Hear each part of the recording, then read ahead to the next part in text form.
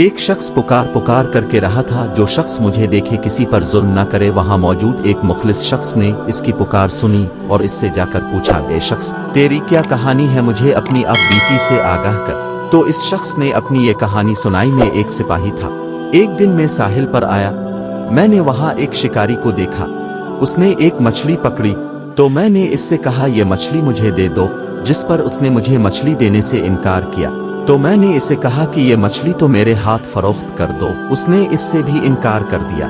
तो मुझे इस शख्स पर बहुत गुस्सा आ गया और मैंने इसके सर पर एक कोड़ा मारा और मछली इससे छीन ली। मछली को हाथ में लिए मैं अपने घर की तरफ चल पड़ा। अचानक मछली ने मेरा अंगूठा पकड़ लिया और चबा डाला। मैंने अपना अंगूठा छुड़ाने की बहुत कोशिश की, लेकिन अंगूठा इस वक्त निकला जब इसमें सुराख हो चुके थे। मैंने एक तबीब को दिखाया।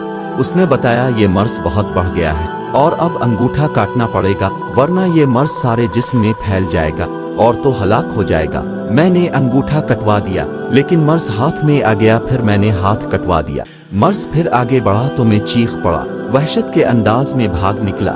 जंगल में एक दरख्त के नीचे मुझे नींद आ गई।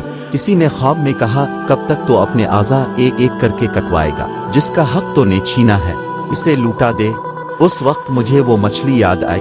मैं फौरन साहिल पर पहुंचा। शिकारी वहां मौजूद था। मैंने इसे अपना हाल बताया और उससे मुआफी मांगी। मेरा हाल देखकर उसने कहा, मैंने तुझे मुआफ किया। इसकी ये कहते ही मेरे हाथ के कीड़े गिरने लगे। मैंने इससे पूछा, क्या आपने मेरे लिए बद्दुआ की थी? इतना तो मुझे बता दें। तो उसने बताया, मैंने इतना कहा था कि ए अल्लाह, तूने ही उसे और मुझे पैदा किया है, इसे मुझसे कवी बनाया है और मुझे कमजोर।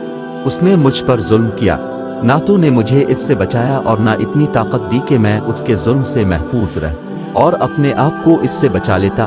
मैं तुझसे तेरी इसी कुदरत के वसीले से सवाल करता हूँ, जिससे तूने इसे कवी किया और मुझे कमजोर बनाया। इस शख्स को मखलूक के लिए इबरत बना दे। ये बद्दुआ सुनाने के बाद इसने कहा, लेकिन अब मैं महसूस करता हूँ कि तेरे साथ जियादती हुई। एक मछली की खातिर मुझे तेरे लिए ऐसी बद्दुआ नहीं करना चाहिए थी, लिहाजा अब तो मेरी तरफ से ये कबूल कर ले और उसे अपने काम में ला। ये कहकर इसने मुझे 20,000 दिरहम दिए। लिहाजा मैं पुकारता रहता हूँ, जो मुझे देखे वो किस पर जुल्म न करे। दोस्तों, अगर आपको वीडियो अच्छी लगी है तो लाइक और सब्सक्राइब कर दो और बेल आइकन के बटन को प्रेस कर दो, ताकि हर आने वाली वीडियो आपको मिल सके। तो मिलते हैं नाजरीन अगली वीडियो में। तब तक के लिए अपना ख्याल रखें। सब दोस्तों को मेरी तरफ से अल्लाह हाफिज।